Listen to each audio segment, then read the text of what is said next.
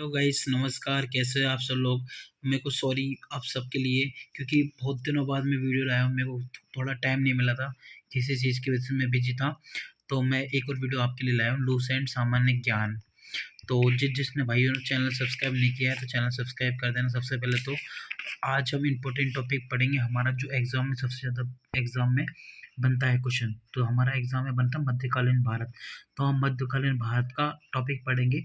और वो भारत पर अरबों का अर्पण और महमूद गजनवी और मोहम्मद गौरी के बाद हम थोड़ा बहुत डिटेल्स वाइज पढ़ेंगे, क्या है क्या नहीं है। एग्ज़ाम में सबसे ज़्यादा क्वेश्चन यहीं से बनते हैं।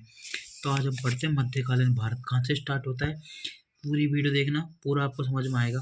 तो मध्यकालीन भारत, भारत पर अरबों का अर्पण है ना, भारत पर किया था और अरबों ने आक्रमण। ठीक है।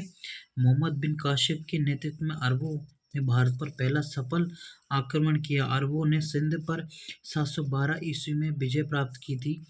अरबर अरबर अरब आक्रमण के समय सिंध पर दाहिर का शासन था। भारत पर अरबवासियों के आक्रमण का मुख्य उद्देश्य धन दौलत लूटना तथा इस्लाम धर्म का प्रचार करना था। ये था इनका कारण। अब हम पढ़ते हैं महमूद गजनवी, जहाँ से स्टार्ट होता है मध्यकालीन भारत लगभग, है ना। 932 में अल्तुतगिन नामक एक तुर्क सरदार गजनवी साम्राज्य की स्थापना की, जिसकी राजधानी गजनी थी। अल्तुतगिन की मृत्यु के पश्चात कुछ समय तक गजनी के प्रीतगिन के शासन किया। इसी के शासनकाल में 972 से 977 में सर्वप्रथम भारत पर आक्रमण किया गया था। ठीक है दोस्तों। प्रथम तुर्की आक्रमण के समय पंजाब में शाही वंश का शासक जयपाल कर रहा था। ठीक है। अल्तुतगिन का गुलाम तथा दामाद सुल्तुतगिन 977 ईसा में गजनी की गद्दी पर बैठा। ठीक है। मोहम्मद बिन गजनी सुल्तुतगिन का पुत्र था, जिसका जन्म 1 नवंबर 1971 में हुआ। उसने अपने पिता के काल में महमूद गजनवी के खुरासान शासक था। महमूद गजनी 27 वर्ष की अवस्था में 998 ईस्वी में गद्दी पर बैठा। बगदाद का खलीफा अल दागिर बिल्लाह ने महमूद गजनी के मान्यता प्रदान करते हुए यामीन उद दौला तथा यामीन उद दौला की उपाधि धारण की। महमूद गजनी ने भारत पर 17 बार आक्रमण किए। महमूद के भारतीय आक्रमण का वास्तविक उद्देश्य धन प्राप्ति था। महमूद गजनी का मूर्ति भंजक आक्रमणकारी था। महमूद गजनी का भारत पर आक्रमण 1000 ईस्वी में किया गया। पेशावर के भागों में अधिकार कर लिए देश को लौटा गया। हमें मेन टॉपिक पढ़ना है, वो है हमारा सोमनाथ मंदिर। सोमनाथ मंदिर भारत के 12 आदि ज्योतिर्लिंगों में प्रथम है। ये गुजरात के अरब सागर तट पर है। 13 नवंबर 1947 को सरदार वल्लभ भाई पटेल ने इसका पुनर्निर्माण शुरू करवाया गया और 11 मई 1951 को दिन राष्ट्रपति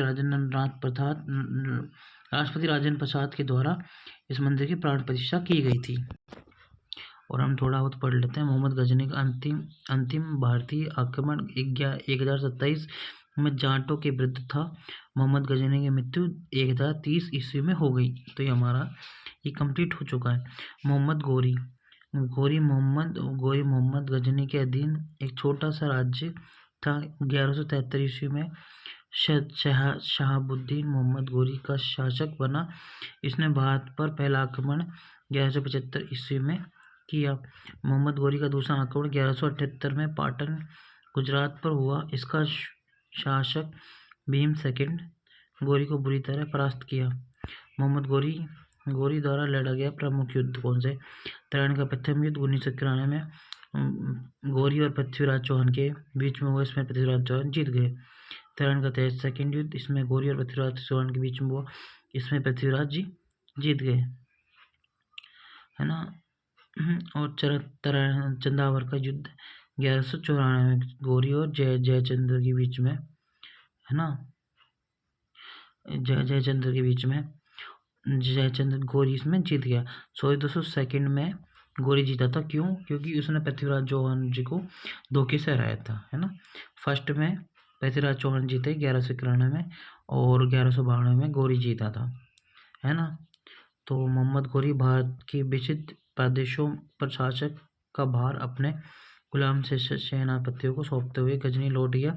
मोहम्मद घोरी की मृत्यु 15 मार्च 1206 ईस्वी को हो गई।